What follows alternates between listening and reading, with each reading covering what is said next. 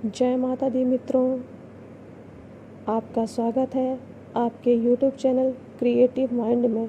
आज हम बात करने वाले हैं माता रानी के 8वें स्वरूप के बारे में, 8वें दिवस की पूजा के बारे में। तो चलिए शुरू करते हैं और कथा का श्रवण करते हैं। आज माँ दुर्गा की 8वीं शक्ति महागौरी की पूजा की जाएगी। नवरात्रि के 8वें दिन की पूजा का विशेष महत्व है। इस दिन कन्या पूजन भी किया जाता है। माता के कुछ भक्त जो पूरे 9 दिन तक व्रत नहीं रख पाते, वे प्रतिपदा और अष्टमी तिथि को व्रत रखते हैं। देवी भागवत पुराण में बताया गया है कि 8वें दिन की पूजा माँ दुर्गा के मूल भाव को दर्शाता है और महादेव के साथ ही उनकी अर्धांगिनी के रूप में महागौरी ही सदैव विराजमान रहती हैं। इसलिए माता का एक नाम शिवा भी है। महागौरी की पूजा करने से सोम चक्र जागृत हो जाता है और इनकी कृपा मात्र से हर संभव कार्य पूरा हो जाता है। आइए जानते हैं माँ गौरी का स्वरूप। देवी भागवत पुराण में बताया गया है कि देवी पार्वती का जन्म राजा हिमालय के यहाँ हुआ था। माता को मात्र 8 वर्ष की आयु में ही अपने पूर्व जन्म की घटनाओं का आभास हो गया था। मात्र 8 वर्ष की आयु में ही माता पार्वती ने भगवान शिव को पति रूप में प्राप्त करने के लिए तपस्या भी शुरू कर दी थी। इसलिए नवरात्रि की अष्टमी तिथि को महागौरी की पूजा की जाती है। अपनी तपस्या के दौरान माता ने केवल वायु पीकर तप करना शुरू कर दिया था। तपस्या से माता पार्वती को महान गौरव प्राप्त हुआ था, इसलिए माता पार्वती का नाम महागौरी पड़ा। तपस्या से माता पार्वती का शरीर काला पड़ गया था। तब भगवान शिव ने तपस्या से प्रसन्न होकर महागौरी से गंगा स्नान के लिए कहा।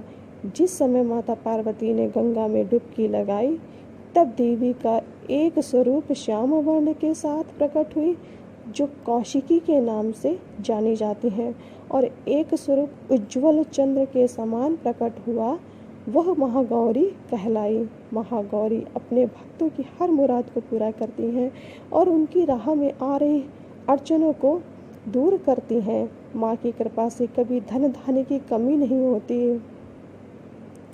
देवी भागवत पुराण में बताया गया है कि माँ महागौरी के सभी वस्त्र और आभूषण सफ़ेद रंग के हैं, इसलिए माता को श्वेतांबर धरा भी कहा जाता है। अपनी तपस्या से इन्होंने वर्ण प्राप्त किया था। उत्पत्ति के समय ये 8 वर्ष की थी, इसलिए इन्हें नवरात्र के 8वें दिन पूजा किया जाता है। अपने भक्तों के लिए अन्नपूर्णा स्वरूप है। यह धन, वैभव और सुख शांति की अधिष्ठात्री देवी है।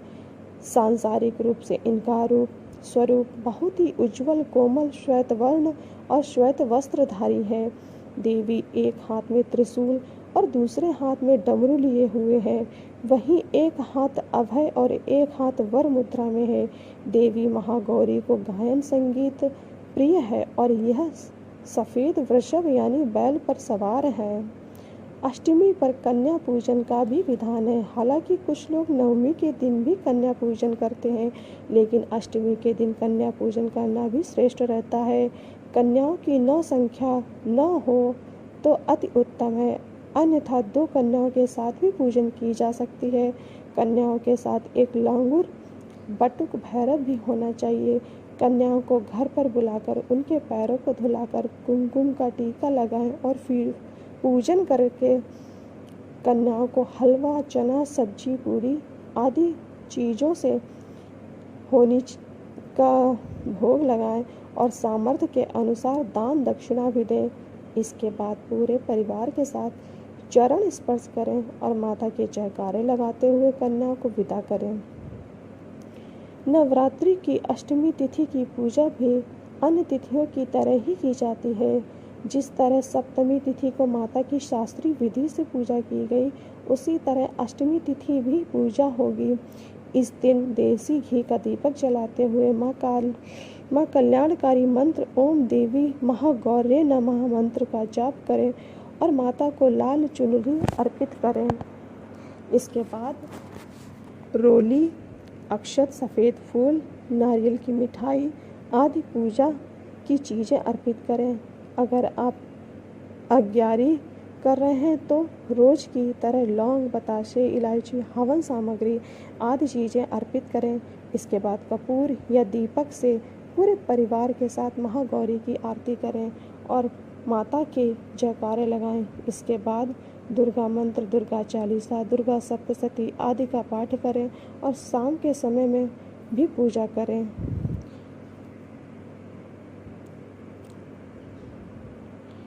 जय माता दी मित्रों।